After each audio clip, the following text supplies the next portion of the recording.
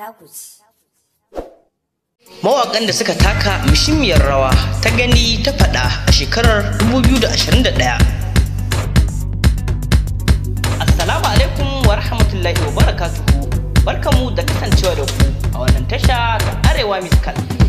A yau mun zo muku ɗauke da mawaƙa guda 10 waɗanda suka taka muhimmiyar rawa ta gani ta faɗa a shekarar 2021.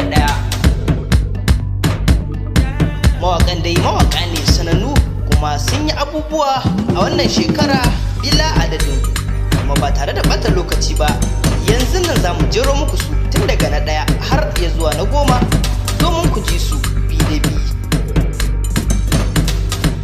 Mawaƙi na 10 shine Abdul Diwan. Mawaƙin ba a bar shi a baya ba a shekarar 2021 domin kuwa ya yi ababe da dama a shekarar, duba da yadda ya sake waƙoƙinsa bila adadin a wannan shekara.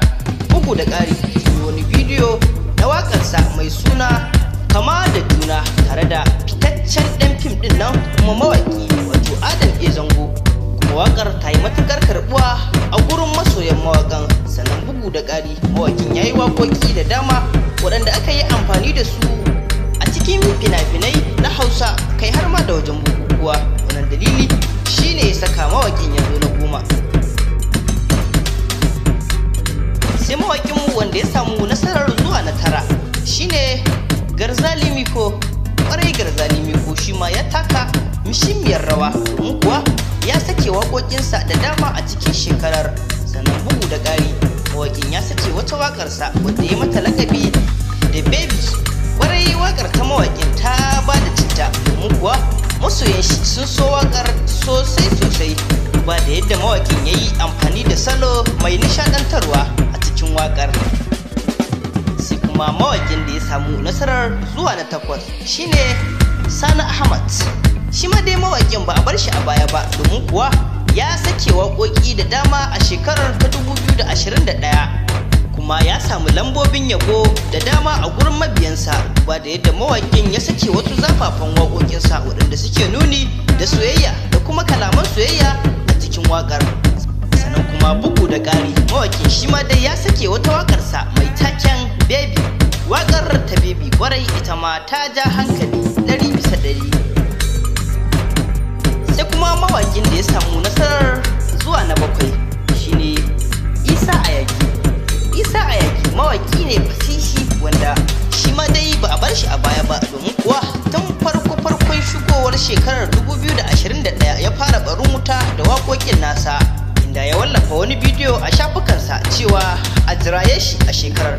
To kuma bai yi ƙasa a gwiwa ba domin kuwa yana nan yana ta zubo waƙoƙin bila adadin. Shi ma kuma ya yi waƙoƙi da dama a shekarar. Daga cikin waƙoƙin da mawaƙin ya yi wata waƙa wadda take nuni da wa'azantarwa ga masu yin shaye-shaye, kuma waƙar ta ja hankali kuma ta yi amfani a cikin jama'a. Wannan dalili shine ya saka mawaƙin ya samu nasarar zuwa na 7. Sai kuma mawaƙinmu na 6 a cikin wannan shiri shine Naziru Ahmad. Naziru sarkin waƙa mawaƙi ne wanda ya yi fice wajen rera waƙoƙi waɗanda suka danganci sarakuna. Sai dai tun a ƙarshen shekarar 2020 ne mawaƙin ya fara rera wasu waƙoƙi wanda ake saka su a cikin shirin na mai dogon zango na labari na wanda tashar Arewa 24 take gudanarwa. Amma mawaƙin ba a nan ya tsaya ba, domin kuwa a shekarar 2021 ma ya zubo wasu waƙoƙin kuma an zuba a cikin shirin. Daga cikin waƙoƙin kuwa akwai Masoyi mai kama da zuma, kuma na yi kewa. Sai kuma mawaƙin da ya samu nasarar zuwa na 5 a cikin wannan shiri shine Adamu Isa Gwanja, wato Ado Gwanja. Shi ma dai ba a bar shi a baya ba a cikin shekarar ta 2021 kuwa shi ma ya sake waƙoƙinsa da dama. Daga cikin waƙoƙin nasa akwai wata waƙa wadda ya sake kwanan nan wadda ya mata lakabi da Na Ji Daɗi. Waƙar Na Ji Daɗi tun kafin a je ko'ina waƙar ta samu karbuwa a duniya baki ɗaya, domin kuwa mawaƙin ya yi amfani da wani salo mai jan hankali da wasu kalami kai har ma da zance cikin azanci a cikin waƙar. Ƙarin armashi, waƙar ta samu kiɗa ne daga wajen fitaccen makiɗin nan wato hit record. Sai kuma mawaƙinmu wanda ya samu nasarar zuwa na 4 a cikin wannan shiri shine Auta MD Boy. Auta MD Boy shi ma dai mawaƙin ya taka muhimmiyar rawa ta gani ta faɗa a shekarar 2021, domin kuwa yana ɗaya daga cikin mawaƙan da suka fi yawan waƙoƙi a shekarar. Sannan kuma shi ma an yi amfani da wasu waƙoƙinsa a cikin shirin nan mai dogon zango na farin wata shakallo. Sannan shi ma mawaƙin a karan kanshi ya sake wasu bidiyoyi na waƙoƙin nasa. Wannan dalili shine ya saka mawaƙin ya samu nasarar zuwa na 4.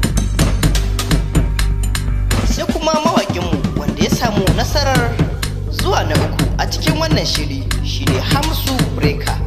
Hamsu Breaker, breakan waka. Mawaƙin shi ma ya faso gari a cikin shekarar ta 2021, domin kuwa ya yi abubuwa na gani na faɗa. Ya yi waƙoƙi da dama. Daga cikin waƙoƙin nasa akwai waƙarsa mai taken Sai da ke. Waƙar Sai da ke ita ce waƙar mawaƙin wanda ta fi kowace amsuwa a gurin masoyansa a shekarar ta 2021, domin kuwa ko'ina ana labari da zancen waƙar inda ka zaga. Kuma bugu da ƙari mawaƙin ya tsaya ya natsu ya kashe kuɗi ya yi mata wani bidiyo na gani na faɗa. Sai kuma mawaƙi wanda ya samu nasarar zuwa na 2 a cikin wannan shiri shine Umar M Sharif. Umar M Sharif duk da kasancewar mawaƙin ya shiga cikin harkar fim ka'in da na'in, amma hakan bai hana shi rera waƙoƙi ba, domin kuwa ya rera waƙoƙi a cikin shekarar ta 2021, kai har ma da wasu bidiyoyi da ya sake a shekarar. Daga ciki akwai Lagwada, Cikin Mafarki da dai sauransu. Kuma mawaƙin shi ma ya samu lambobin yabo ƙwarai matuƙa da waɗannan waƙoƙi nasa da ya sake, domin kuwa waƙoƙin nasa sun yi wa masoyan nasa daɗi matuƙa. Sai kuma mawaƙinmu wanda ya samu nasarar zuwa na 1 shine Nura M Inuwa. Nura M Inuwa baban Farra.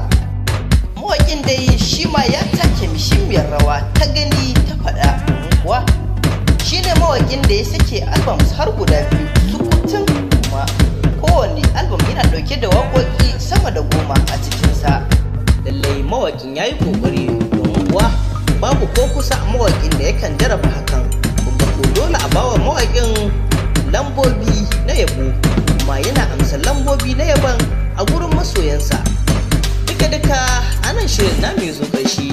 Kun ji mawaƙan da suka taka muhimmiyar rawa ta gani ta faɗa a cikin wannan shekarar ta 2021.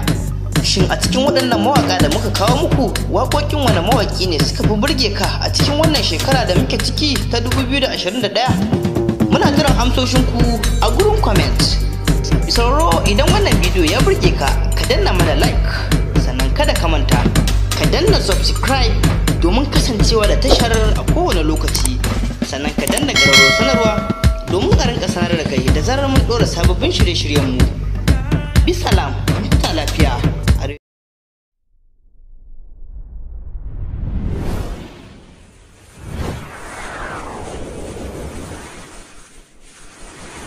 Subscribe na alamun ƙararrawa da a cikin Damagari TV. Damagari TV ta kuci.